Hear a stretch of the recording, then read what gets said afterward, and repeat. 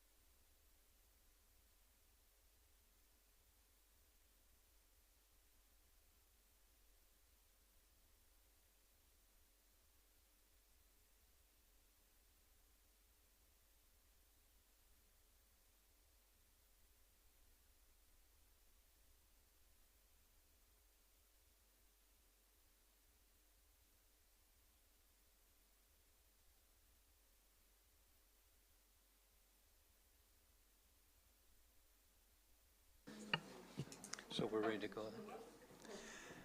Good afternoon, everyone, and thank you to the members of the public who have joined us today.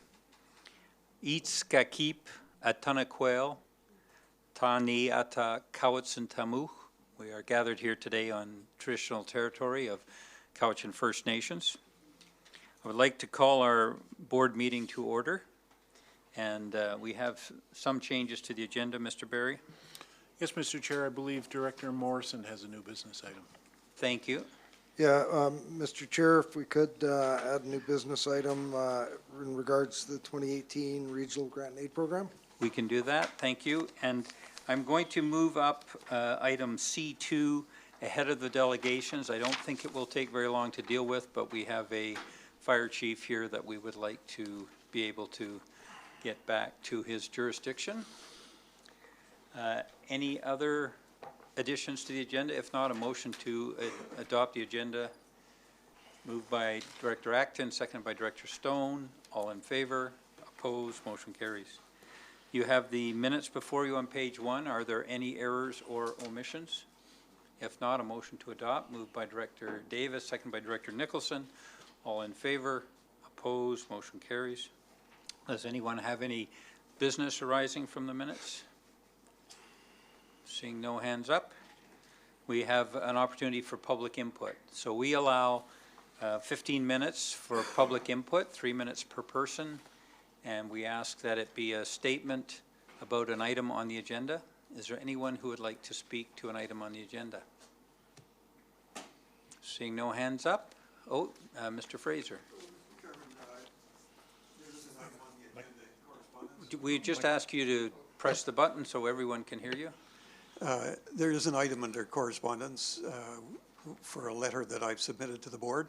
I don't know whether you'd like me to make a few comments to that now or wait until the issue comes up on the agenda. This is an opportunity for you to make comments now. The board may or may not choose to involve you in that other discussion. Fine, I can be brief. On January 10th, the board passed a housekeeping motion which effectively took the funding out of the function for the Shawnigan Basin Society, moved it to zero, if you like, and substituted that with a block of funding coming from an amenity charge to a subdivision recently done within Shawnigan. Two things emerged from that. One thing is that it was a housekeeping motion. There was no debate or questions, so it was not possible for the board to deal with any potential implications. There were two implications for us. One is that the society was actually not in favor of using the amenity funds for the administrative support of the society. They believe it should be used for the acquisition of sensitive lands within the watershed, which was really the original rationale behind the amenity functions coming out of that subdivision. The second is that because we weren't informed about it, the defunding of the function comes during the course of an operating year.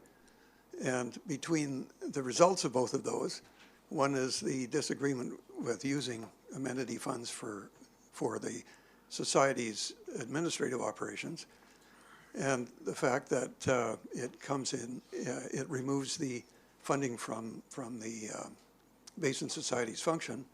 It effectively defunds the society in mid-flight during the course of the year. Those implications weren't known to the board at the time that the motion was voted on. And if it was the board's intention to systematically defund the society, we would simply accept that. It's the right of the board to administer funds into a function or not, or to what level. If it's not the board's intention to defund the society, it would be nice to have that decision revisited. Thank you. Thank you very much. Is there anyone else who would like to make a statement? Seeing no hands up, we can move on then with the agenda, and we're going to move right to C2. Mr. Barry. Thank you, Mr. Chair. Correspondence from the Administrator of the Board of Trustees for the Shawnigan Improvement District. And what the Board of Trustees, they're looking for is support from you. They would like to move from an existing license of occupation to a Crown grant, and this is specific to the land currently occupied by the Shawnigan Lake Fire Station. And they're looking for an endorsement from Yes. us. I'm wondering if, just before I turn to Director Acton, Mr. Crothers, are there any implications for the board in making an endorsement of this kind? Mr. Chair, I would want to confer with staff on that rather than give you I'd want to look into it. Right. Do we have any sense of a time urgency on this? So I'm going to turn, but your recommendation could be that this be referred to staff for a report on it. I'm going to go to Director Acton. Could we maybe do it as that we would support it as long as there's no implication? And then we could expedite it in case, I'm not actually aware that there's a quick deadline, but just so it doesn't have to come back. Mr. Berry? Mr. Chair, through to Director Acton, likely no. And the reason for that, when people apply to the province, they need a board resolution, and the board resolution will need to say, we support this. It can't be subject to anything. I'm going to ask Mr. Shields, Fire Chief Keith Shields, if he would mind, would you mind coming to the podium and just to, I understand you are also a trustee? That's correct. Can you tell us, is there any urgency to this at this point? There's no extreme urgency right now, but our lease on that land does expire in 2020, so we're trying to be diligent and moving Right. moving along. Okay. And of course, dealing with the provincial government, sometimes it's a bit of a Right. challenge. So we're only talking the matter of a month at the most, or a couple of weeks. We have another board meeting in a couple of weeks. So this would not fit in the urgent category for us. So we could have time to get a report. Thank you for Okay. that. That's great, thanks. Okay, so a motion to refer this to staff for a report, moved by Councillor Jackson, second by Councillor Stone. Any question? All in favor? Oh, sorry, Director Yanni DiNardo. Wondered that, well, he's here, if he could just explain, or he would come back and do that, explain it again, or just if we get some background on Sure. what this is all about now, and then the Sure. staff will look into it. Mr. Shields, Brief if you wouldn't outline. mind, thank you, as a trustee, the concern with the 2020 and so on? The concern there is currently we lease the property, so anything that we want to do to like make it fire smart or even endangered trees, we have to go through the process with the provincial government. And I think in due diligence on behalf of the trustees that we're looking to have a little more control over what we actually own. And then of course there's threat of subdivisions or whatever else in there, and we want to make sure that our stake is claimed. Right. So it's to enhance the form of tenure you have on that property so that you can deal with it more effectively? Yes, that's correct. And we've been there since 1990. That building's been erected in 1990, and it's been operating as a fire station since then. And it is a, you know, it's a vital component for the fire protection on the west side of the lake. So we want to make sure we're looking after things. Okay, thank you for that very concise explanation. Thank you. Appreciate it. Okay, I'll call the question then. All those in favor? Opposed? Motion carries. Thank you very much. We can then move to delegations, and first up we're pleased to invite forward Judy Stafford, the Executive Director of the Cowichan Green Community. I only give her name for that one person in the entire valley who hasn't heard about her yet.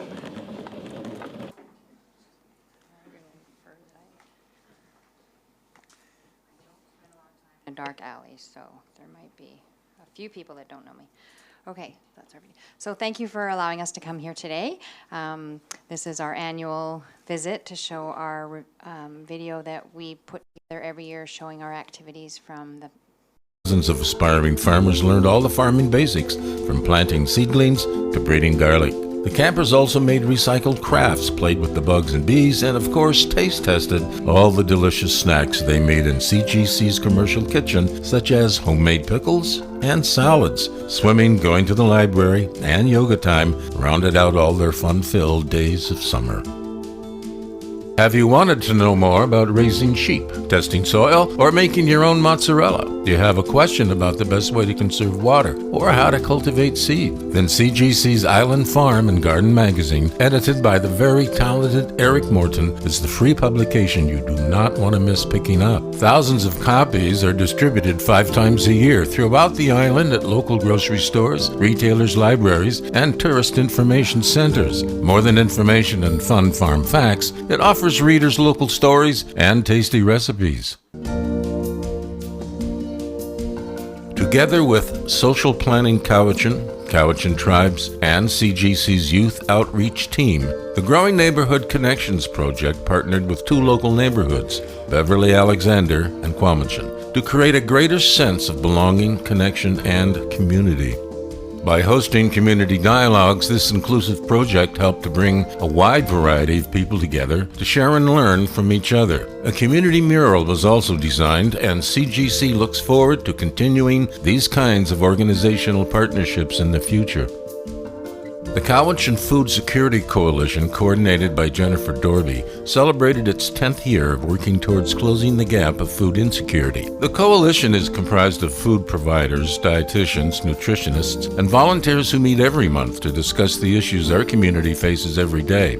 Planning is well underway for a Cowichan Food Recovery Project, whereby we collect leftover produce and then redistribute that produce to other emergency food programs. This dedicated group created the 2016 Food Security Report Card, a snapshot of food and food-related programs reflecting the thousands of children and their families who do not have sufficient access to food. Our urban farm, demonstration garden, and community gardens located in the heart of Duncan isn't just about producing a wide variety of fruits, veggies, flowers, and herbs in the field and the greenhouse. This outdoor education center is run by youth for youth. All this activity isn't done single-handed. Rather, it benefits from the hard work of over 30 community volunteers and student helpers. The volunteer team, led by Laura Boyd Close, renovated the old Mandala Community Gardens, replacing an overgrown and underused area with a set of 12 brand new accessible raised garden beds, as well as growing food for sale and for use in a variety of CGC cooking classes and programs. The farm also provided young people with the entrepreneurial and practical expertise required to create the popular range of preserves sold at the Garden Pantry store and online at cowop.ca. The Garden Pantry store continues to be the welcoming face of CGC, providing all the program information and reception services needed for our very hard-working organizations. The dedicated volunteers, supported by store manager Leslie Ralt, are proud to talk about and share the seeds from the first-ever community seed library. The Garden Pantry store is also a perfect place if you're looking for that unique item or gift.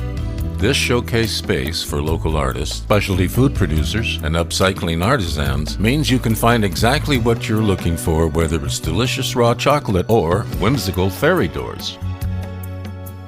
Now in its 4th year, this Farmers Market coupon program, coordinated by Deborah Sabula, helps support 65 single moms and dads, families and seniors in enjoying the Duncan Farmers Market experience and benefiting from local and healthy farm food. During the program's 20 weeks, over 1,280 coupon booklets were given out, resulting in $18,000 landing directly into the pockets of our much-deserving local farmers and food vendors. Who knew an old pub kitchen could turn into such a vibrant community hub of cooking, preserving, and processing? There were 21 different farmers, processors, and community members who used this space to create value-added products. Madeline McLeod, the station manager, kept all the overlapping kitchen rentals organized, as well as all our boardroom bookings.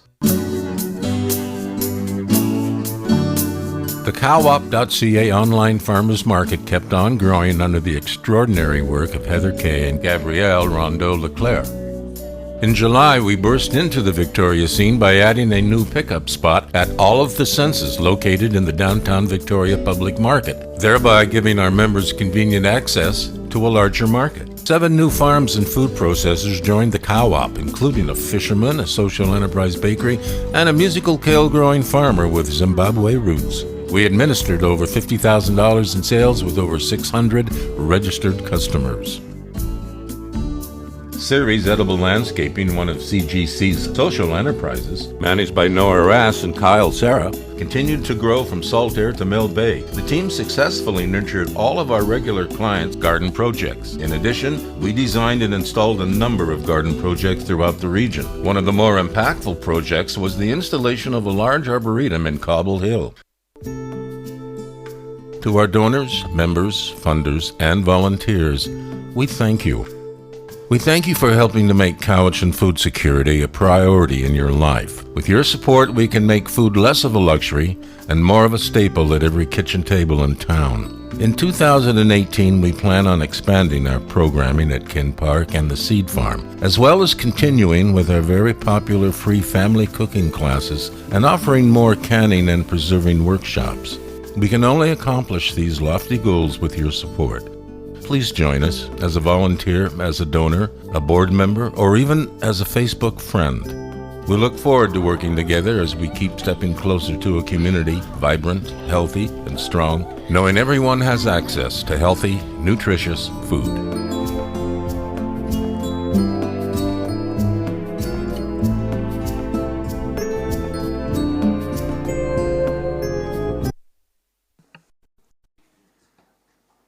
Thank you very much. Another great video. I think you said at the last venue that I saw that you thought it was your best yet. Yeah, some of you have seen it twice, and some of you are going to see it again. Okay, well, third time we'll get it. Any questions or comments for after that? Director Yanni DiNardo? Thanks, Judy, and another great year. Wow, where you've come from. I just remember being in Kin Park, serving chili, trying to get even the beginnings of it. So you've come a long way, doing a great job. Thank you. Thank you. Anyone else? Seeing no hands up. Oh, Director Marsh? I'm always astounded at the new things that you manage to do and continue doing the things that you've been doing so well. And it's very heartwarming to see how many people who may be lacking in connection make friends and family through your programs, as well as learning great skills. So thank you. I think that's one of the real benefits that we see is that we're seeing a lot of, well, in the bank we call it cross-selling, right? You come in for one program and we're going to make you sign up for another one. So that definitely is happening more and more. So someone might come in for a coupon program but then join a cooking class, or so that's been great. Yeah, I just wanted to mention I'm aware that you have a monthly donor program. So if anyone wanted to feel really good about contributing to that kind of action, they could certainly contact your office, I'm sure. Yes, thanks for the plug. I didn't even pay you for that. Thank you. Director Dory? Yes, thank you very much. Great video. it really makes me proud to be part of this community when things like this are going on. It's the real human aspect of dealing with people, and sometimes people that have been a little bit marginalized, and some people that haven't had many breaks in their life, and forming good habits, and you know, with the food aspect and the seeds and all the rest of it, it's just a wonderful feeling. So thank you very much. Thank you, Director Dory. Director Jackson?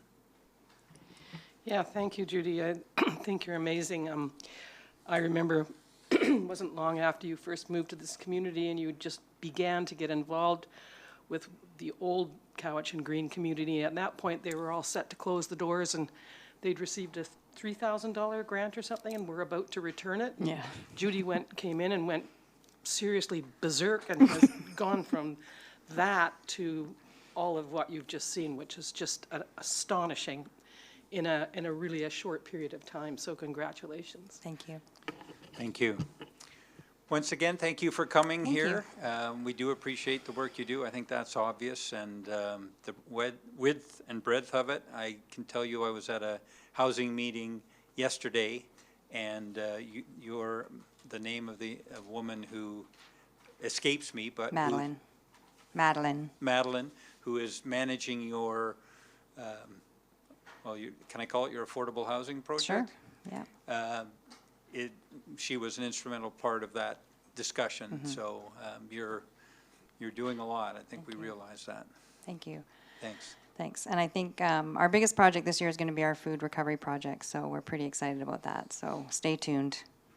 So food that otherwise would just go in the waste, making sure that it gets to people who can use it? Yes, yeah, similar to the projects that are happening in Nanaimo and Victoria, and Chemainus as well is doing one. Right. So we have a whole team that'll be with us for almost the whole year trying to set up a similar project here, so we're pretty excited about it. Great. Thank you again. Okay, bye. Bye. Okay, our second delegation, Mr. Bruce Mason, President of Ladysmith Little Theatre Society. Welcome.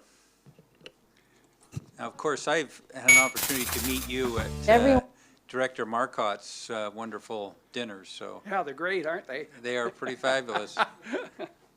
Well, thank you very much for letting me come today to speak to you.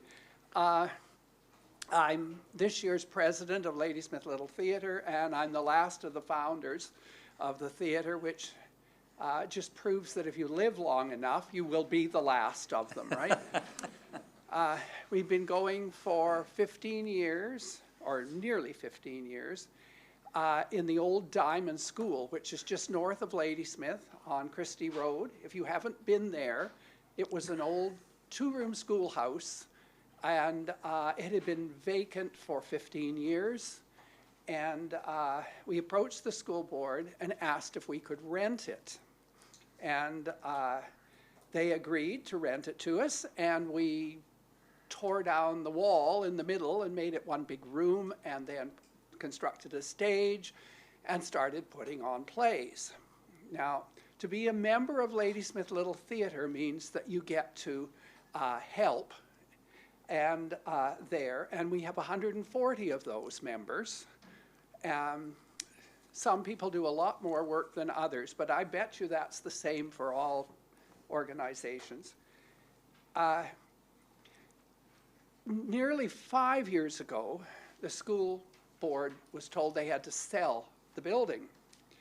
And we went to I went to the school district and said that we would love to buy it, but we didn't have any money. So it's a good way to start if you're not a banker, right?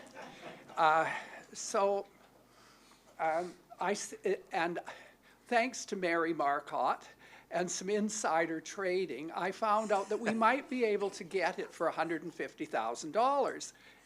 Now, I didn't tell them that I had been whispered at about that, but so I think they were a bit surprised when I said we were prepared to pay $150,000. And they, looked kind of puzzled.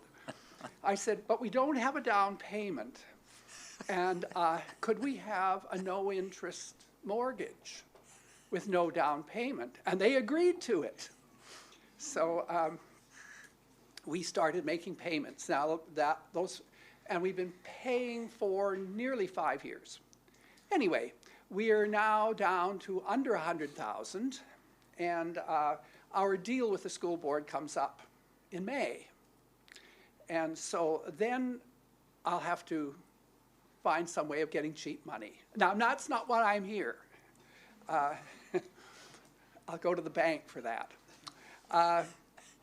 But I wanted to come and thank you very much, because the last 2 years you've given us a donation, and we don't get many donations. We're kind of a strange art organization because we don't have any paid people. Everybody's a volunteer.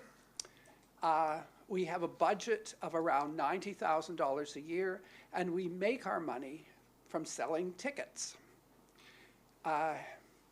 We're in the process of a show right now. Every single performance has been sold out. Congratulations. So if you want to come and see Kitchen Witches, which is on this weekend, I'll make sure I find you a seat, but basically it's sold out. And so we're an art success story, and we prove that the arts can be self-supporting. And I think, for me, no community is a healthy community unless the arts are present in that community. And Ladysmith and Area H did not have a theater. So buying this building for the community is a really big deal for all of us that are involved in the theater. So I just want to thank you for contributing to it and giving us the opportunity to come here and say thank you. I have a 3.5-minute video if you have time to see it. Let's do it. Okay. Just a minute. Yeah, you might be surprised. I think I can do this. There you go. I can if I can figure out how to make it. There it goes. Does it? I double-clicked it. Always comments about how nice it feels here. Ladysmith Little Theatre was formed 12 years ago and in the old Diamond School. One of the things we hear about the theatre a lot is just how quaint it is. It's still done a cabaret style, so you sit at a table, you can actually enjoy a glass of wine or a beer, or you can have dinner theatre. We're the only theatre left in the area doing that. So the feel of the theatre is very quaint. We do 5 productions a year, and every aspect of the theatre is volunteer. There is no paid positions of any kind with the theatre. It's all done by volunteers, including the actors. I've been to a lot of plays and just really wanted to get involved, and so I was asked, someone asked me if I'd be willing to give it a shot, and so I said sure. And yeah, so the sound producer has put together a bunch of sounds. It seems to me to be there's a lot of sound clips to play in this play, and yeah, I just get to know the script and get to know when I'm supposed to play the sound. Thank you! Isn't it exciting? I'll write down. There she is. I came to the theatre 6 years ago. My husband actually got involved first, and then I got involved a couple shows later, and the next thing you knew, I was on the board, I was the secretary. I've been an actor, producer, stage manager, set painter, set builder, used tools I never thought I would. So you find yourself going off into areas you never ever thought you would. And I was certainly not young when I got involved, and it's something you can pick up at any time of your life, and it's very rewarding and really fun. Just really loved this really quaint sort of vibe, and got really interested in, just really wanted to be a part of it. I started out actually doing some front of house stuff. I still do some front of house stuff, desk and sort of ushers type things, and I just really wanted to be a part of the artistic experience. I think is what motivated me, and so it's great. Everybody's really nice, and it's just really, it's a lot of fun. One of the things that I learned when I did come to the theatre are all the unsung heroes, because the actors truly get the glory, but there is a huge group of people who, if it were not for them, the production just wouldn't happen. And they work tirelessly, and they get none of the glory. We're all here just sort of volunteering our time to keep this thing afloat, you know, keep it alive, and so man, it's just a great experience. The social aspect of the theater is wonderful. I've made fabulous friends, and so that we're a real tight-knit group. My experience has been great. Everybody's very welcoming. They're very encouraging. They you know, they want you to try many different things. I came in saying there's no way I said I would do just about anything except act, but they keep trying to get me on stage. Maybe one day. I just think people should know what a tremendous theater they actually have. I'm so surprised when I'm on Arts on the Avenue and I'm handing out brochures, how many people in the area don't even know they have a theater. And when they do find out they have one and they come, they return. So I hope that the theater the local people would get to know more that they have a really great theater, and hopefully they'll want to volunteer and get involved. Fun with you, I know who you are. It's James Wacker. His guilt-ridden veterinarian is a masterclass of thespianism. Never forget what I read about an actor. Wicker. Hmm? James Wicker. I know that. You said Wacker. No, that's terrible.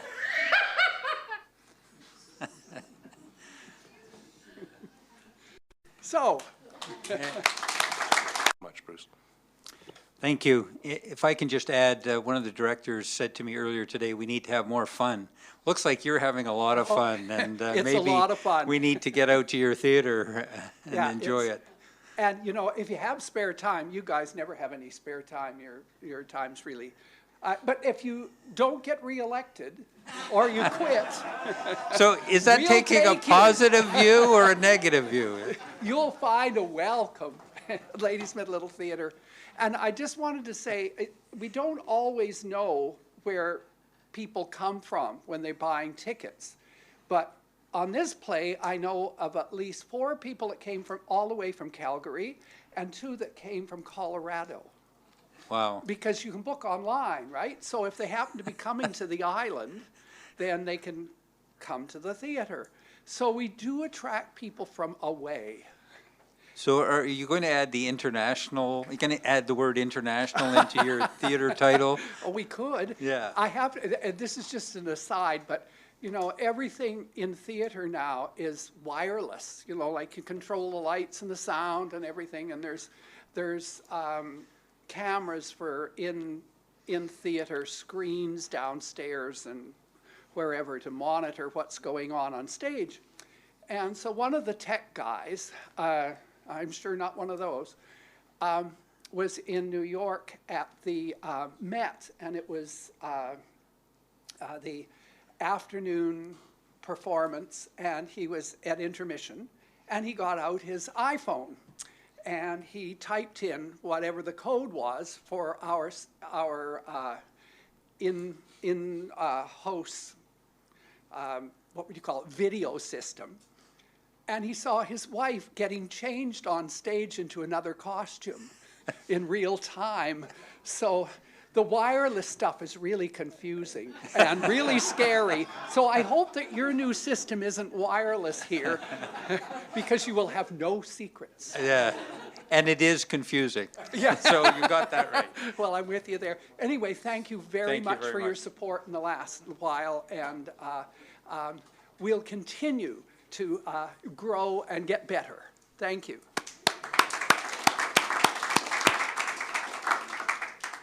Okay, thank you. Moving along to report of the chairperson, I just wanted to let you know quickly that last Thursday, Chief Seymour and I went down to meet Minister Donaldson of Flynn Row at the legislature, and we had Jill Thompson in support as the co-chairs of the Cowichan Watershed Board. So this is work that we've been doing under the watershed governance structure strategic focus that we have, and we wanted to make sure that Minister Donaldson, whom I had talked to, with other members of the board, had a chance to talk to at UBCM, was updated on our work with the Cowichan Watershed Board and our hopes and aspirations with the support of the provincial government. Once again, he was very open, very interested in learning about what we had done. We had intended to have Minister Heyman from Environment there as well, but he got called away at the last minute. However, we did have Mark Zacharias and Ling Krywok, and I think Mark Zacharias might be the deputy minister, yeah. And they were very happy to see us. They actually gave us an extended interview, and we talked about our aspirations to be on the leading edge of any new governance structures under the Water Sustainability Act. And we made some requests of them, which they took into consideration, and we are planning to meet with them again in 6 months. But I think it's also what we're doing there when we're working with the chief of Cowichan Tribes. We're also working on our First Nations engagement, and this is some really important work that I think is part of Truth and Reconciliation, and it's that kind of partnership with Cowichan Tribes. So I just wanted to let you know that we had done that. Moving on, we have correspondence. Mr. Barry. Thank you, Mr. Chair. From Councillor Colin Plant, the Chair of the District of Saanich Traffic Safety Commission and Capital Regional District Director, and this is regarding the awareness, an update for you on the point-to-point Malahat speed enforcement campaign. And certainly they are just asking anybody to visit their website, watch a video explaining the concept, and then email Minister Farnworth with their thoughts. Thank you. I don't know if there's nothing really for us to do on this at this point, so unless someone has a question, we can move on. Thank you. C3, since we've dealt with C2, a letter from the Cowichan Valley Amateur Radio Society, and they would like to locate a base of operations adjacent to the Emergency Operations Center, the proposed new one up at Bings Creek. Okay, yes, Director Morrison. Thank you, Mr. Chair. I'd like to move that we refer this to staff for a report exploring if and how the Cowichan Valley Amateur Radio Society's request might be accommodated. Thank you. Seconded by Director Davis. Any question on this? All in favor? Opposed? Motion carries. And C4, correspondence from Dr. Bruce Fraser, President of the Shawnigan Basin Society, and that's regarding a funding change. Okay, thank you. And of course, we had our speaker earlier on this. You know, when I, if I may, when I read this letter, I thought there was some conclusions that had been reached that perhaps didn't square with my understanding of the situation. And I'm not sure if Mr. Kieber can speak to exactly what the board agreed to in terms of the funding for the Cowichan, for the Shawnigan Lake board. Thank you, Mr. Chair. So at the January meeting, the board really, that's when the board adopted the 5-year financial plan bylaw. The motion that basically we're talking about here is a motion to simply show a different form of funding for that service going forward for the 2018 year. It's not uncommon for various services to lower requisitions in any one particular year when there's additional funding, whether it's grants or donations or such. It's not common in a service like this simply because we don't have a lot of grants or donations for these type of items. But at the end of the day, it simply, from finances perspective, was a different form of funding to provide the same level of service to the organization that we were providing funds to. So from your perspective, they are not receiving any less amount of funding than the year before? At the end of the day, the motion increased our funding by minor, I think $40 or something like that, but there was no decrease. So essentially, the funding is there. Okay, I don't know if, yes, Director Nicholson. So my question is around whether there was, on the amenity contribution, the $50,000, whether there was any specificity around how that was supposed to be used, because I'm wondering what the community's expectations are regarding purchasing land, which was indicated that that was what it was supposed to be for. Yes, Mr. Kieber? The amenity agreement that was shown to us did not specify that was for funding of purchasing of lands or anything. It basically said is funding for water conservation initiatives, similar to the Cowichan Shawnigan Basin Society, or some function like that. It didn't specifically identify the Shawnigan Lake Basin Society, but it did say functions like that. So in my discussions with Director Acton, my comment to her was, yes, you could do this. You could simply include this money at this point in time. The funds had been sitting in the books for a number of years at this point. So from a finance perspective, funding sitting there, you don't want to go roll over from year to year to year. So with the director's desire to move it in there, from a finance perspective, there was absolutely no problem. Okay, thank you. Director Stone? So this was funded through requisition before? No, this was funding that the CVRD received for amenity agreement with the developer. No, I'm saying previous to this year and this move was made, was it always funded through amenity or was it funded through requisition? Always funded through a requisition. And this year it's not? Correct. So that amenity contribution is going to be depleted this year? One time?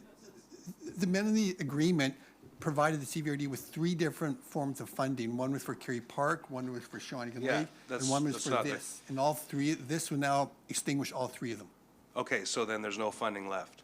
So then you'd have to go back to requisition next year, or else there would be no funding for the society. Yes. Okay, so basically, the question is the conversation that we've had that staff has provided us in the past is, don't do things like this because you just get this requisition effect, right? That you know, a temporary 1-year depletion just means that it has to bounce back next year. So I'm just wondering why that. Was that finance's recommendation, or just say, well, this is something you could do? Because usually we're told to not find other sources of fundings like reserves or carryovers that would just result in a one-time drop and a bounce back the next year. Mr. Kieber? So this item was brought to finances, brought to us and asked if we could do this, and we said, yes, you can do that. Okay. This is a function that simply set up, provide grants funding to another outside organization. There is no other use from the CVRD's perspective for this function. It's simply to give grant to an outside entity. We give grants to, I'm going to say, over 20 different organizations. We just give them a grant annually, and that's it. There's no other need for this money from the CVRD's perspective. So when the director chose to use that money in this perspective, we saw no problem with that. Okay, thank you. Thank you. Director Nicholson? Yeah, I just want to understand the status of, did Shawnigan not just purchase a bunch of property on Mount Baldy? And is that not something this should have gone to, or? I don't have the agreement in front of me, but I don't believe it was just for any purchase of any land. No, it was specifically for providing money for water stewardship and that sort of thing, not for just buying land. But having said that, I don't have the agreement right in front of me at this moment. Director Acton? It's my understanding, I've looked at the Partridge agreement. There is a $50,000 for land acquisition. There was $100,000 for Kerry Park. There is one for $50,000, and it says for Shawnigan Basin Society or like group. And there could be a couple others. They're not coming to mind, so. And this function is solely funded by Area B, so I wasn't sure about Director Stone's question. Thank you. Director Stone? Well, I was just wondering because, you know, this is a group that's had a long tenure, at least in the community, from the previous director's support. The decisions that are made here, this was brought to the board's attention, so I just know that when we talk as a group about consulting with our communities and our members, the letter seems to indicate there was no consultation with the Shawnigan Basin Society about this move. And so it creates questions, right? So if you're wondering why I would comment or ask about this. Oh, okay. So, and I just, you know, the understanding was that from, you know, the fiscal policy perspective that staff has always given us over the last few years is you know, if you've got a plan moving forward within your sort of financial plan to smooth out some peaks and valleys in requisition, that's great. So maybe there's other things that are causing requisition to go up this year that won't be there next year. So you can draw that 50,000 back from requisition, or have the conversation with the group whether that support will be ongoing or not, that's all. Like I said, we seem to have agreed as a group that consulting with the people that are affected is a priority for us. And it was just surprising that we didn't have that information in this case. Okay. Any more? Yes, Mr. Kieber. I just want to clarify one thing. This is not necessarily a long-standing function that we've been funding for years and years. This is just created in the last term. I think it was 2014 when this function was established. Okay. Thank you for that discussion. Mr. Berry, we can then move on. Report and recommendations of the Electoral Area Services Thank Committee you. meeting. Mr. Director Morrison? Thank you, Mr. Chair. The Electoral Area Services Committee reports and recommends from our meeting of February 21st. 1 through 11 are for all directors, and does anyone want any pulled? Okay. 1, that a grant and aid electoral area D couch and bay in the amount of $1,000 be provided to the Saanich Inlet Protection Society to support its roundtable forum event on March 17, 2018. Number 2, 1, that the 2018 budget for Function 469 Couch and Station Association Area E be amended to increase the grant to organization by $10,000, increase transfer from gas tax reserve by $10,000. 2, that expenditures from the Function 469 Couch and Station Association Area E 2018 budget amendment be authorized to proceed prior to approval of the 2018 budget amendment. 3, that the 2018 budget for 466 Recreation Gulp Hill be amended to increase grant to organization by $1,732 and increase transfer from gas tax reserve by that same amount. Number 4, that the expenditures from the Function 466 Recreation Gulp Hill 2018 budget amendment be authorized to proceed prior to the approval of the 2018 budget amendment. Number 3, 1, that the 2018 budget for Function 801 Brulette Place Sewer System be amended to 1, increase capital engineering structures by $54,174, 2, increase MFA long-term borrowing of $18,192, and 3, increase transfer from Community Works Funds gas tax reserves to $35,982 for completion of newer sewer treatment plant. 2, that Function 801 Brulette Place Sewer System 2018 budget amendments be authorized to proceed prior to approval of the 2018 budget amendment.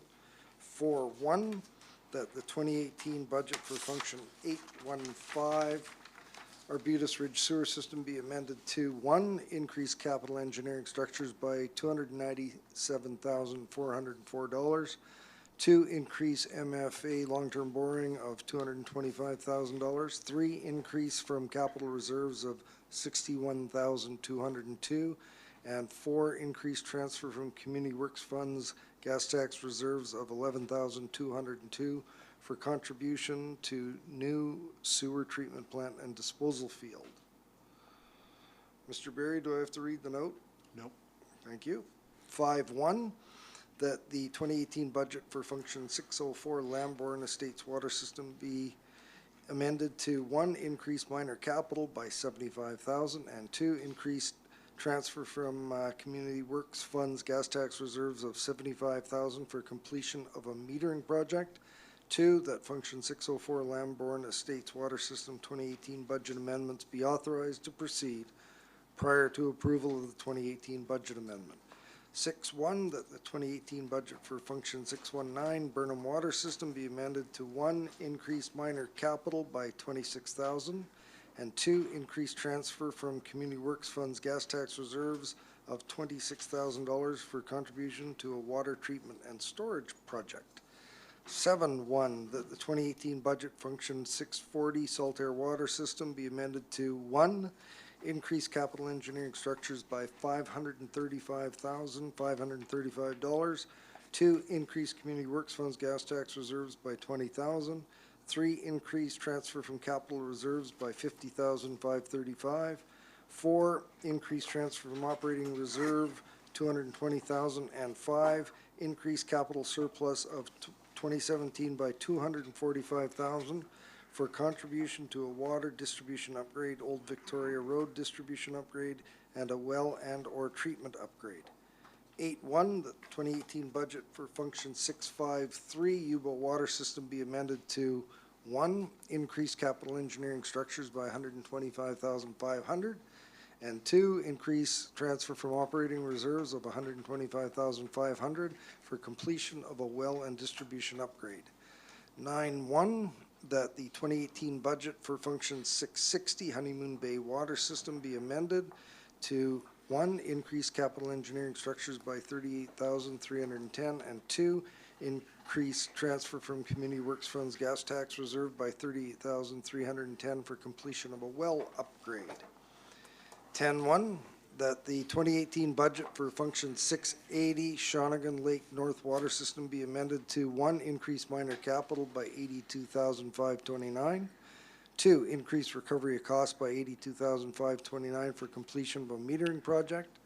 3, increase capital engineering structures by 37,872. And 4, increase transfer from reserve of 37,872 for contribution to the treatment and/or well upgrade projects. 2, that function 680 Shawnigan Lake North Water System 2018 budget amendment be authorized to proceed prior to approval of the 2018 budget amendment. And 11, that the director for electoral area B Shawnigan Lake be authorized to attend training at the Social Change Institute Tools, Connections, and Leadership Workshop on June 20th to 24th, 2018 at a cost of $1,476 plus travel, and I move those 11 items. Thank you. Seconded by Director Davis. Any question on these? I'll call the question then. All in favor and opposed, motion carries. Next item for electoral area directors only, 12.1, that the zoning amendment bylaw for application number 03-C-17RS 3576 Holland Avenue be forwarded to the board for consideration of first and second reading. 2, that the referrals to BC Transit, Cobble Hill Improvement District, Cowichan Tribes, Island Health, and Ministry of Transportation Infrastructure be accepted. 3, that a public hearing be waived in accordance with section 464 sub 2 of the Local Government Act, as the proposed zoning amendment is consistent with the South Cowichan Official Community Plan. And 4, that prior to consideration of final bylaw adoption, a sewer petition be signed, the sewer connection fee be paid, and the deposit for the sewer works be provided. And I move that. Thank you. Seconded by Director Marcotte. Any question on these? Electoral area directors only. All in favor? Opposed? Motion carries. That concludes my report. Thank you, Director Morrison. Moving on to the Regional Services Committee meeting report and recommendations. Director Yanni DiNardo, this is on a separate sheet for the board members. Thank you, Mr. Chair. Regional Services Committee reports of the meeting held earlier today, that 1.1, that the 2018 budget for function 280 regional parks be amended to increase transfer from federal conditional grant of 33,435 and increase consulting services by 33,435. 2, that the budget from function 520 solid waste management complex be amended to increase transfer from federal conditional grant revenue by 11,015 and increase asset management expenses by 11,015. 3, that the 2018 budget for function 517 asset management be amended to increase transfer from federal conditional grant revenue by 141,000, increase transfer from provincial conditional grant revenue by 15,000, increase training expenses by 4,500, increase consulting services by 141,500, and increase wages by 10,000. I'm just going to stop you for just a second. I think I heard you say function 517, but it's... Oh, 571. Yeah, thank you. Thanks for catching that.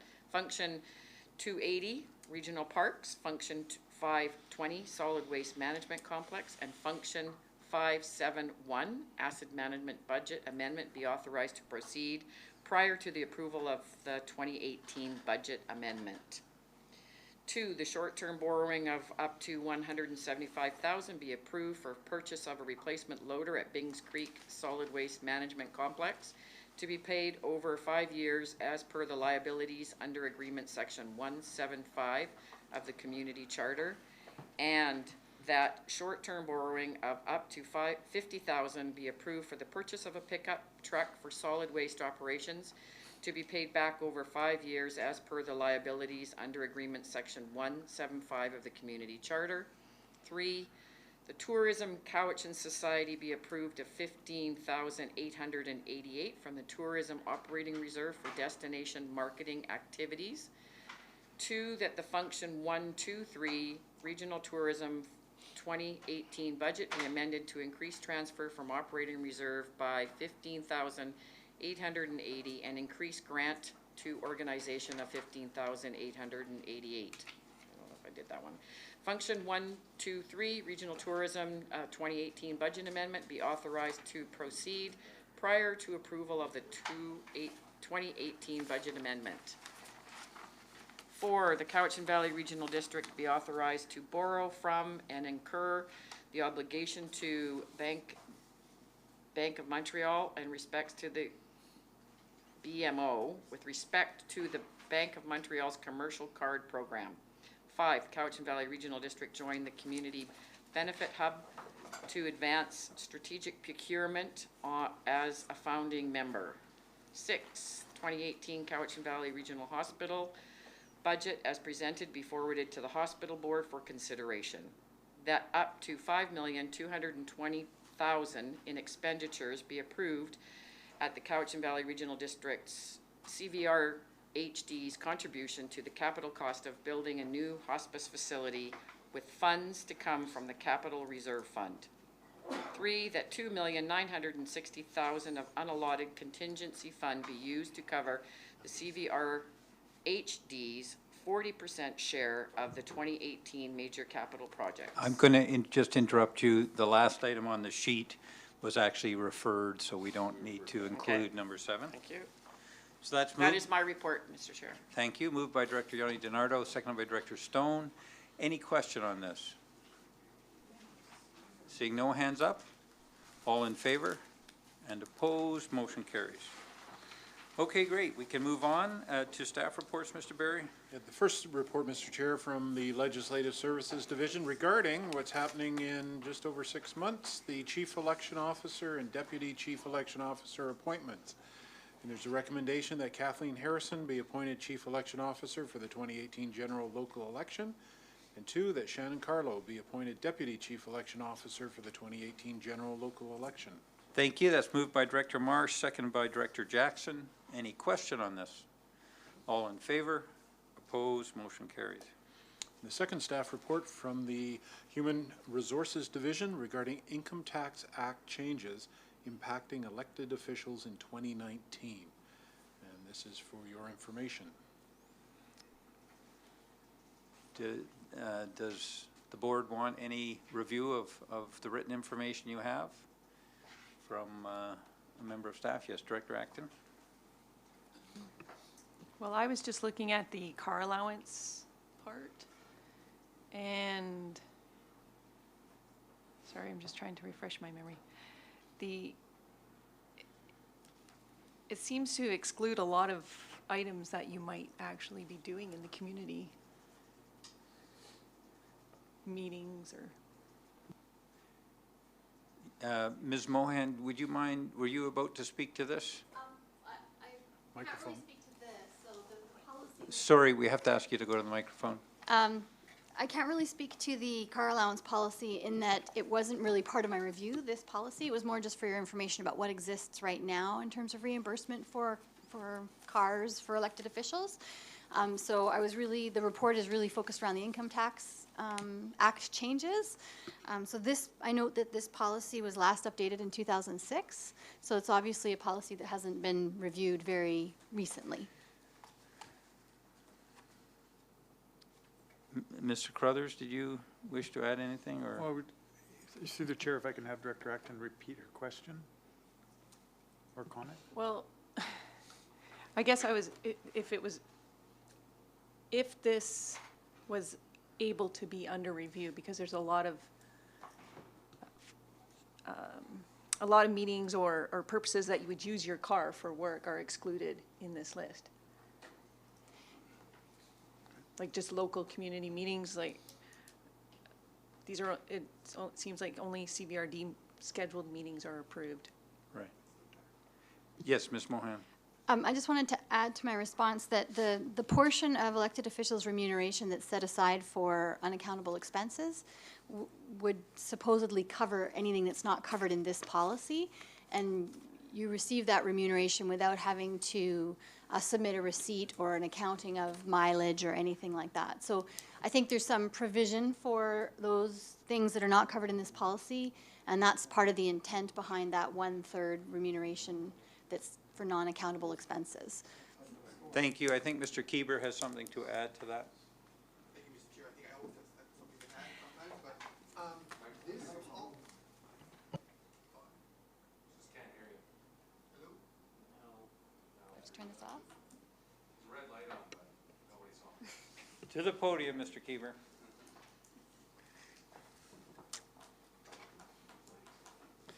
Thank you, Mr. Chair. So this policy, actually, it hasn't been amended since 2006, but it was set up specifically, as you see, there was issues at the time.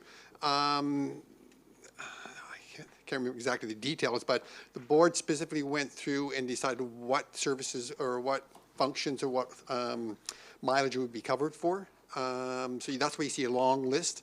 I believe at the time there was concerns about claims that were being put in. So the board at the time came up with that list. So if it's the board's desire, we can easily review that and do a comparison of others and see what's included and whatnot. But it was deliberate at the time. Okay, so let's have this discussion, and I'll ask Director Acton to hang on to that, and if she wants to make a motion at the end, she can. So I do have a list. I have Director Stone, Kuhn, Yanni DiNardo, and Dory and Davis. Well, I think it was captured under the old policy where 1/3 of the remuneration was not taxed. It was intended to cover all of these things that Director Acton brought up. As of next year, that will no longer be the case. We've had the same discussion around our council table. Do we then expense for all of these things? And the intent and the spirit of the previous system was that you wouldn't have to do that. All the things within your community, et cetera, et cetera, et cetera, were covered by that 1/3 exemption. Now they're not. So the question becomes, and again, it's a discussion for the board, but we do need some suggestions, I think, from staff and finance and human resources, is do we change the policy to say now charge out every kilometer you get in your car for CVRD business, you bill it, or do we say, do you raise the remuneration for all of the directors to compensate for that gap?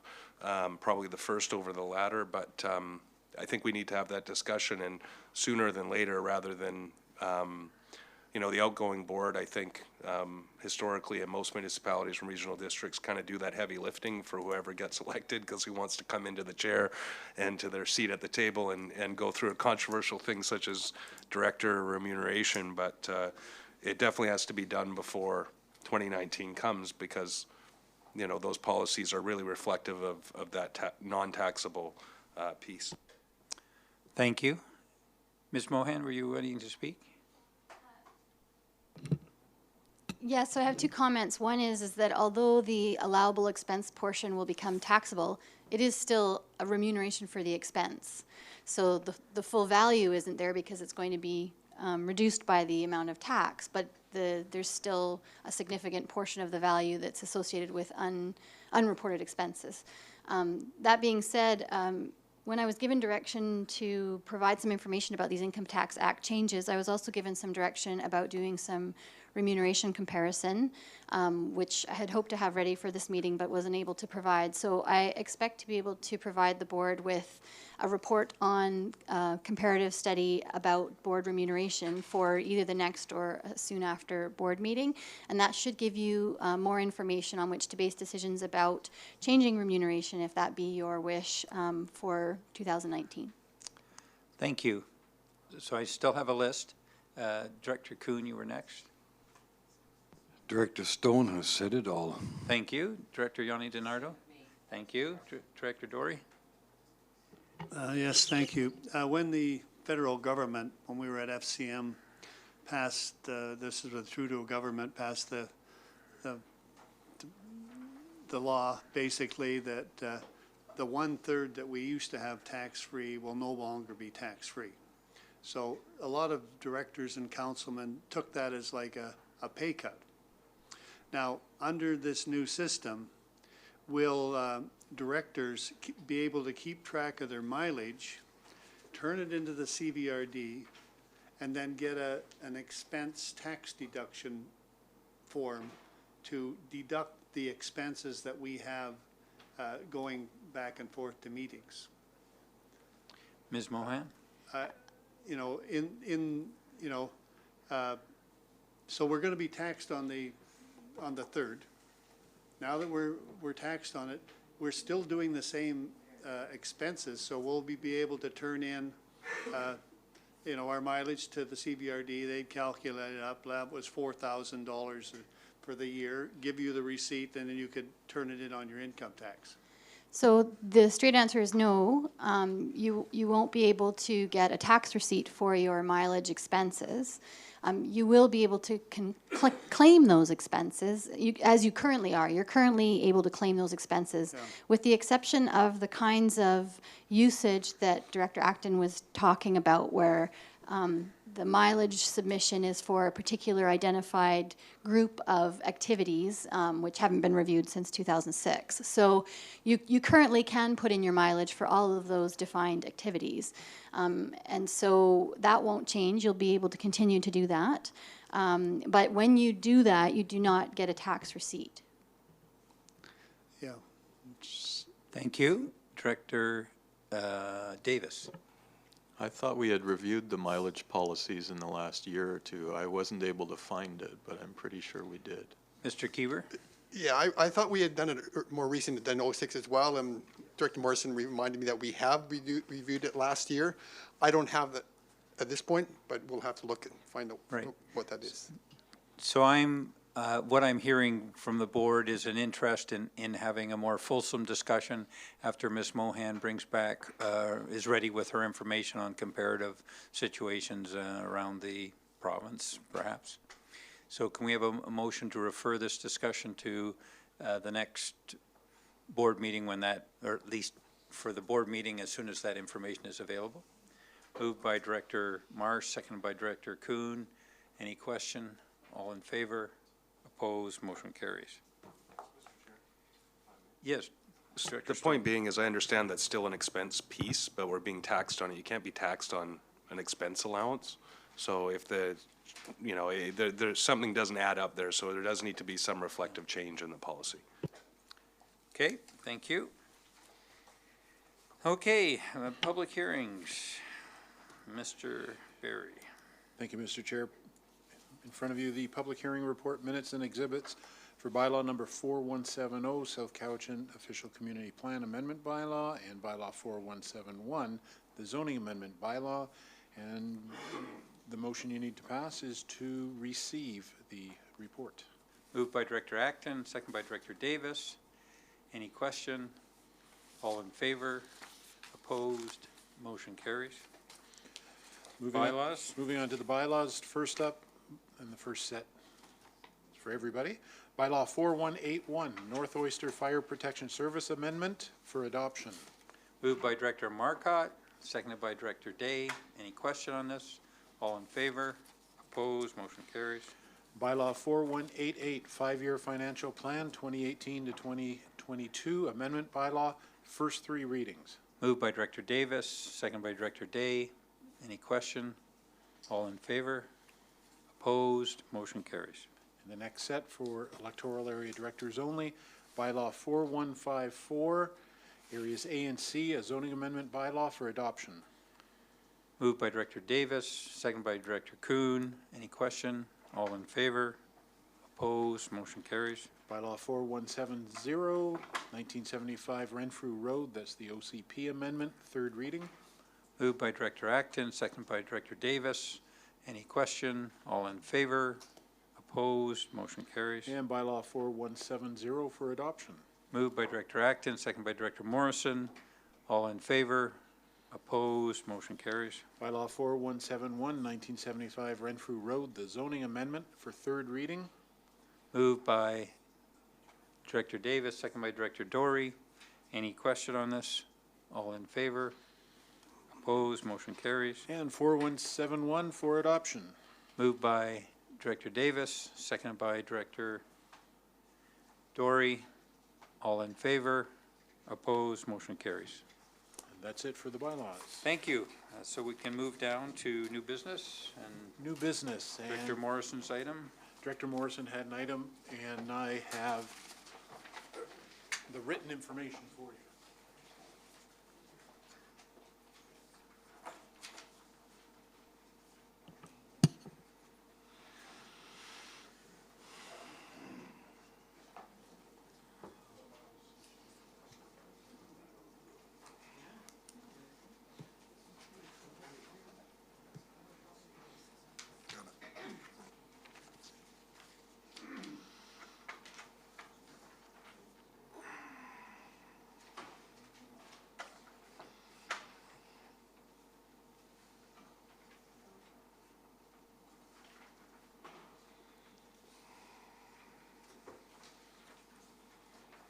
Thank you. Just give everyone a brief minute to read this, please.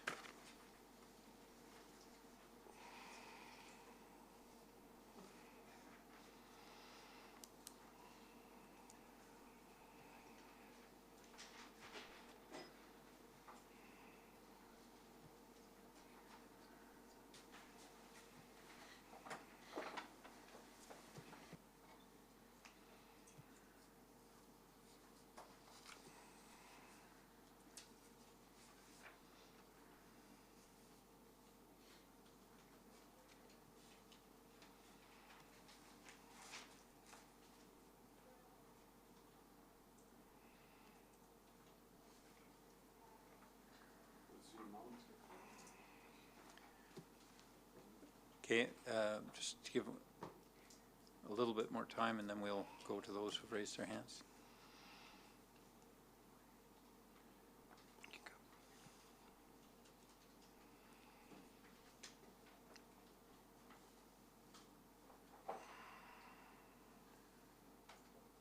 Okay.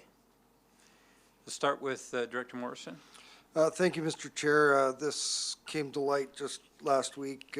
There were apparently some challenges with people obtaining information from the website for the 2018 grant and aid, regional grant and aid intake. And I've spoken with Director Nicholson and looked at whether or not the either one of these options might be acceptable. And I think that given it's a transition year, and there have been some challenges that after your consideration, I'd like to possibly look at moving option one and having a 31-day intake period, and we could gather up all the applications that were missed and consider them all together. Okay, thank you. Director Kuhn. Yeah, I was interested in the amount. There's no amount mentioned. You don't know? Okay, thank you. Director Acton. Well, it's slightly off topic, but I know that the grant need came, and I briefly looked at it, but there was something about Cowichan housing, about $100,000, and no, there was something else as well, that maybe, I'm wondering if maybe they were too late to get in, or, so if we were gonna let somebody else in, or open it up. Okay, I'm wondering if. No, so I just don't have enough time to Right. check that. So there has been the suggestion, just in terms of NB1, was Director Morrison, is this your writing? Did you write this? So I just would like to hear from a staff point of view, is it correct that in May 2017, the grant and aid policy was in force, was inadvertently suspended and removed from the CVRD website without notification to or authorization from the CVRD Board of Directors? Mr. Kieber.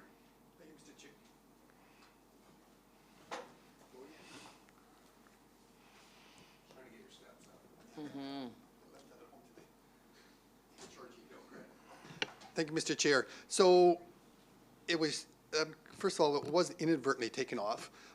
The board established a committee to review the regional grants and aid program. And part of the direction was, do we even have a regional grant and aid program going forward? So one of the items the committee said was, we should be putting this program currently on hold, because we don't want people to be thinking that they, that there's a program when we might not be a program. So yes, in May of 2017, staff put the a notice on the board that this program was under review. And so as of end of December, once the board has ultimately approved the new board, the new grant and aid policy, as well as new criteria, at that point in time, staff prepared a new application process, which is completely different than the old one, and put it up on the website at the beginning of January. So basically the entire month or entire year, for at least 10 months of the year, it was basically not taking any input in. After the closing period, we ultimately then advertised on the paper, put on the website for the month of January. We did receive a number of inquiries after the deadline, and basically the comment was, thank you, but we're sorry at this point. The board's policy says no late items to be accepted, but please apply again next year. So I'm not sure the exact number of those, but some have been turned away. Right. Okay, thank you. That's important information. So I have a list, but Director Yanni DiNardo, I believe you were next. I was just thinking that what I had seen, the amount that we already have on the list, opening it up now for March 31st, and with only 150,000, I can see that we can put in, I prefer option 2, that we add them in because there was a misunderstanding possibly, but I'm not opening it up. Okay, thank you. Director Nicholson? Thank you. I think whenever you start something new and you're changing the way things have been done in the past, there's always going to be a few hiccups. And I really feel very strongly that we need to be inclusive and make sure that we've done a good job of communicating. And I think that perhaps this indicates that we could have done even better. And so I don't believe that there's a time constraint on this. I think that we could certainly open it up for another month and still review the regional grants and aid and have the money out to organizations by May, possibly, or June, which isn't ideal, but I think that would be preferable than excluding some organizations. And I think that this option that Director Morrison is contemplating is the best option going forward. And I think we're in a position to contact those who missed the deadline and re-invite them. And it's also an opportunity to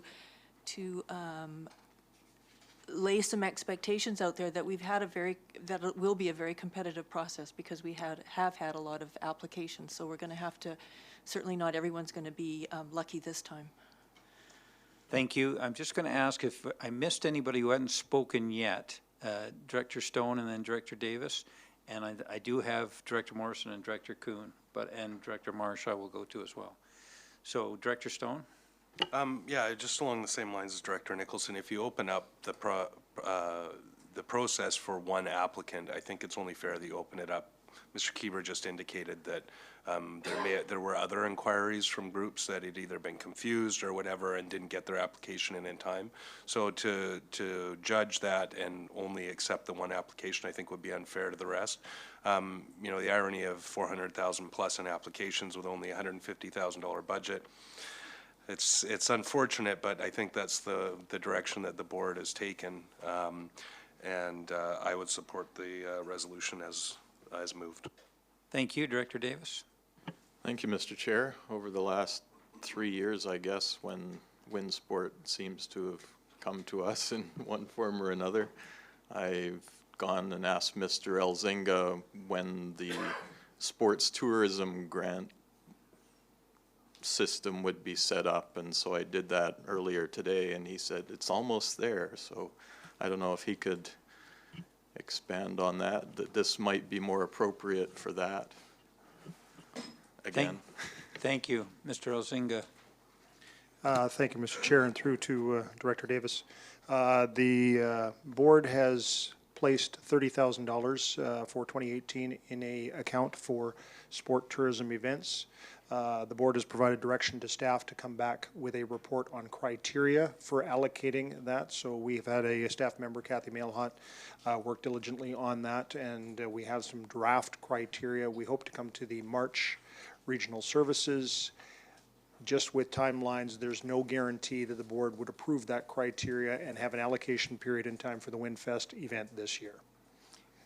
Can we be totally reminded when the WinFest event is? Usually the first 2 weeks of July. Okay, thank you. Thank you for that. Director Marsh? Yes, thank you, Mr. Chair. I agree with, Director Kuhn, Director Marsh has not spoken yet. That's why I'm turned to her. I thought I had you on the first round. Director Marsh.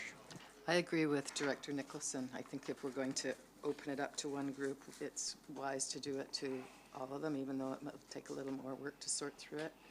I suspect if we didn't do that, someone else would say, yeah, but we had the same experience, and could cause some hard feelings. So if we're going to do it, I suggest option one. Okay, thank you. So, Director Walker? Don't want to throw a monkey wrench into this, but if you open it up till March 31st, how are you going to publicize it? Because I think it should then be publicized, because there might be some groups that said, I missed a deadline this year, and now you're going to publicize it. You're oversubscribed already. There's going to be a cost of publicizing it, and you could be criticized because I didn't read the paper, and we've all heard the stories before. Like, nobody told me, so how are you going to publicize this?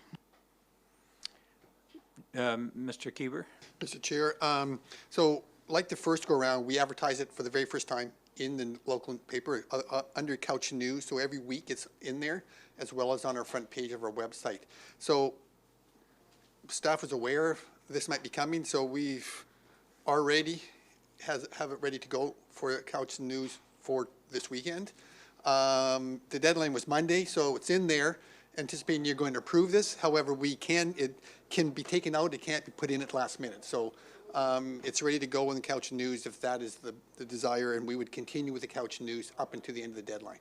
Follow-up, Director Walker? Yes, as usual, our staff is on the bit, so I'd like to thank you for that. Okay, thank you. Director Morrison? I'll pass, thank you. Director Kuhn? Well, it's one of these incidents where we try to please everybody, and we can't be just to everybody. I mean, there's always going to be one item that falls on the wayside, and yes, it might be unjust, but life is tough. You can't be just to everything. If we open this up again, we might even face complaints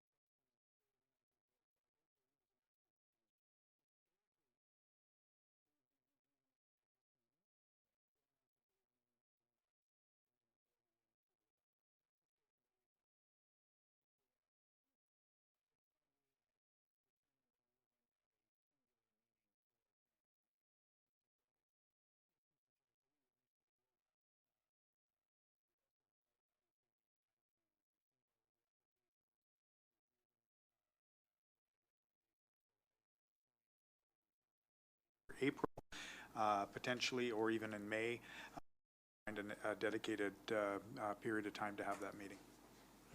Okay, thank you. Director Acton? I'm going to fall on the side of not endorsing that motion, just for the fact that this topic of grant and aid for only $150,000 seems to be the most thing we talk about. So I can't imagine extending it even more. It feels very inefficient for me and fairly unfair for the people who have already put in their application. Thank you. Mr. Berry has passed me a piece of paper that says, first, if we were going to make a change, or like, we would have to first move that the GIA policy be waived. That would have to be a first step. So Director Morrison is going to move that. Do I have a seconder? I see no second. Oh, second. Sure. Mr. Berry? Mr. Chair, through to Director Nicholson, it's because your grant and aid policy sets the dates. It also says no late exceptions, et cetera. So staff are following the policy of the board. So I think my understanding is that going forward, if we were to carry on with regional grants and aid, that we would accept applications by the end of November is what the policy is. And this year is an exception because we are running behind already. So I don't see the point of having to set the policy aside. The board's resolution was for this year only, January 31st. So it sets the deadline for January 31st. Mr. So, Mr. Chair, I don't believe Director,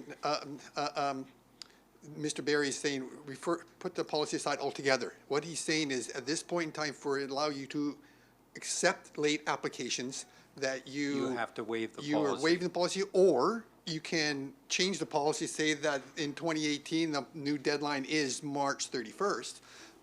That would make more sense since you've already got one date in there. And then coming 2019, the date is for November. And Mr. Berry is agreeing that that is also a viable option.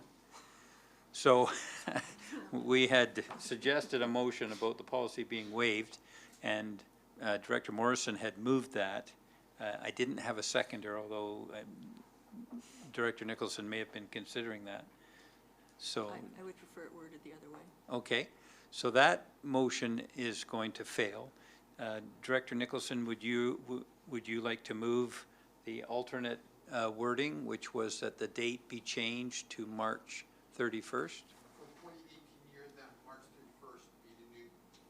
Sorry. Mr. Berry? Mr. Chair, through to Mr. Kieber, I'm just trying to find it here. I believe the draft ad says March 23rd. My understanding is we can change the ad right at the last minute, or take it off. But at the end of the day. 23rd, the motion now says the 23rd. Okay. Okay? So do I have a seconder for that motion? Seconded by Director Morrison. Okay, any question on this motion or a comment? All those I'll call the question then. All those in favor and opposed? The motion is defeated.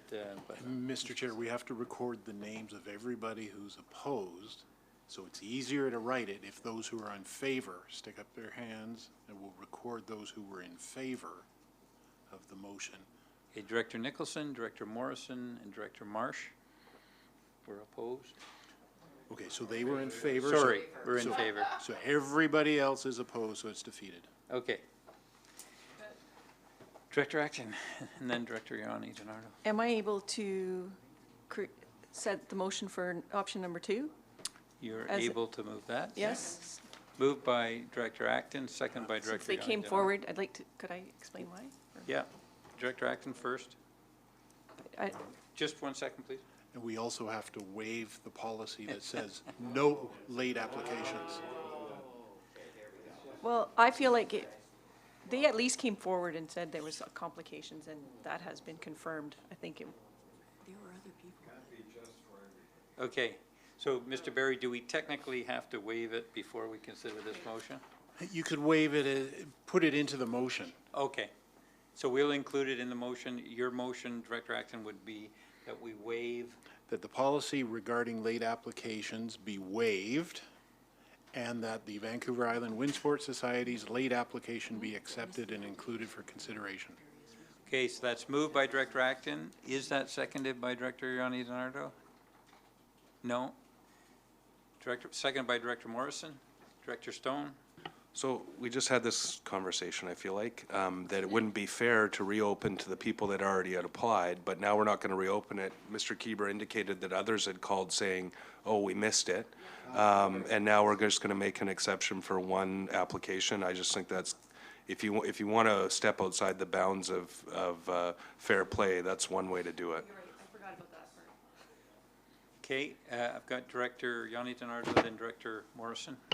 I'm not sure what they're applying for, but I know in the past that a lot of directors have put in a grant and aid for this. So if this was one that was left behind, maybe that's an opportunity. We do have other options for this, as long as it's not 100,000 or something, but I'm sure that there is a grant and aid that could be. Mr. Kieber? I've been notified that the amount they're requesting is 4,000. Okay, and Director Yanni DiNardo, just so I'm clear on what you're saying, you were suggesting that area grants in aid would be? Electoral area directors discretionary grant in aid. Okay. Thank you, Director Morrison, and then Director Acton. I wasn't going to go here, but I'm going to. So this has been about process more than anything for me. And the thing that I'm having a challenge, and with all due respect to Mr. Kieber's analysis, the grant aid policy that was just replaced was a policy approved by this board that was in force until the new policy came in. So there was a policy in force that people could make application to throughout all of 2017. Now, I disagree with his analysis that the board was informed that the work of the committee was to either decide whether or not we weren't having it, or whether the status quo would be what would go forward, or whether a changed policy would go forward. But the fact remains that there was a policy in good standing of this board in force for 2017. And I wasn't made aware, and I don't believe at any time the board was made aware that the policy would be taken down and that it would be suspended. So during the course of last year, when people were making inquiries about the regional grant and aid, I was directing them to the website because the information should have been there. They should have been able to access it and make application. Now, the rules might have changed, in which they did, but it's through no fault of this group. They made repeated attempts to go to the website, and even over Christmas holidays, I'm told, and there was no information available to them for a program that literally should have been in force because we had a policy in force. Now, if the committee chooses to say, well, that's too bad, it was in a sense suspended, then fair enough. But the process hasn't been open and transparent and clear to everyone involved. So I think there's a possibility for an exception here. I think this is the second or third attempt of this group to make application for a regional grant and aid. And I think that they should be given an opportunity to have their application stand up against the merits of others that have made application. It's through no fault of their own that they missed it. The information wasn't available to them. Okay, Director Stone? I guess the counterpoint to that was all the other applications that were received on time, and then the other applications that claim that they also didn't have the information and were unable to make it on time. So if we're going to go down that road, then option one would be more fair and transparent, to make a discretionary opinion on one application when there clearly have been others. I know there's one in the northern end of the regional district that said, oh, we missed the deadline, and they moved on. So either we open it up for everyone or we close it down for everyone. Thank you, Director Walker. Along the same vein, we've already turned it down for everyone, and now we're trying to find a loophole to let one in. I also know of another group that thought they missed it this year, and they're accepting that, so this motion to bring one in after we've turned down all of them, a bit of a green banana to me, so I won't be supporting it. Okay, anyone else? Director Acton? Sorry to be a bit of a gong show here. I would like to retract that. Can I do No, that? no. Or I can just vote against it now? It's on the table now. Oh, so it's on the Everyone table. owns it. I didn't actually realize that there were other people who had the same issues with the website, so. Okay. I don't think it's fair for just one if other people have had it. Thank you. Director Day? Okay. Can I call the question then? Mr. Berry? To waive the policy regarding accepting late applications and that the Wind Sports Society's late application be accepted. Okay, I'll call the question. All those in favor? And opposed? Motion is defeated. Yeah, we got that. Okay, thank you. We can move then to question period. And it looks like Mr. Evans. Well, thank you, Mr. Evans. Appreciate it. Okay, we can move into, I need a motion to move into closed session in 5 minutes. Moved by Director Yanni DiNardo, second by Director Davis. All in favor? Opposed? Motion carries.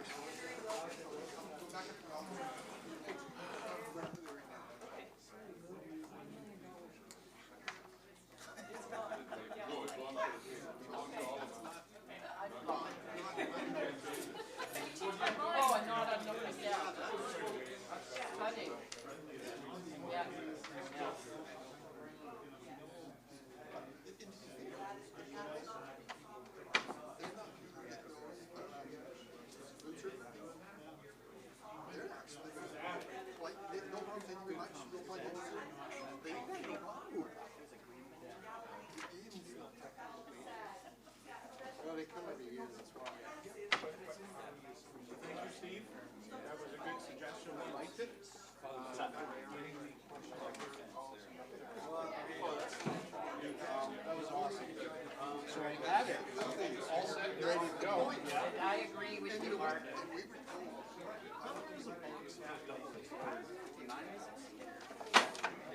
I'm on your side. Thank you.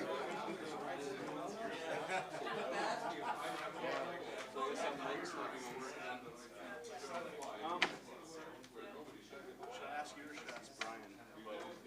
Just share one and you can share anything, but I don't think we want to get close. Okay. All right. There's nothing more. Okay. I just wanted to make sure.